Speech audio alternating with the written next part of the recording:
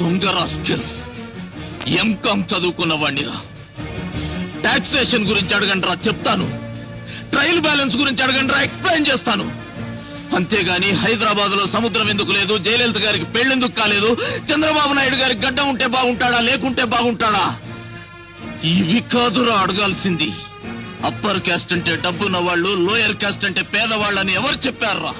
ఈ రాష్ట్రంలో ఒక చేత్తో డిగ్రీ పట్టా, మరో చేత్తో కాలిన పొట్టా పట్టుకొని తిరిగే వాళ్లలో జంజం వేసుకున్న బ్రాహ్మణుడు ఉన్నాడు. పేరు చివర రాజు, రెడ్డి, చౌదరి, నాయుడు అని తోకలు తగిలించుకున్న అగ్రవర్ణాల దరిద్రులు ఉన్నారా.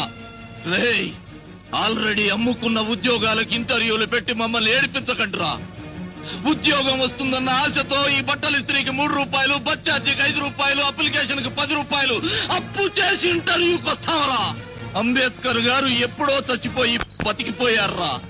బతికుంటే మాత్రం ఆకలేసే వాడికి ఎందుకు రిజర్వేషన్ పెట్టలేదని కాళ్లు పట్టుకొని అడిగేవాడినిరా.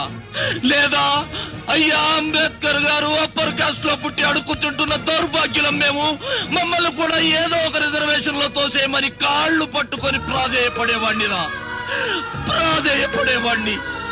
దేశం మీలాంటి చెత్త కుక్కల చేతిలో చిక్కి చెత్త కుండీలా మారిపోయిందిరా. దొంగరా స్కిల్స్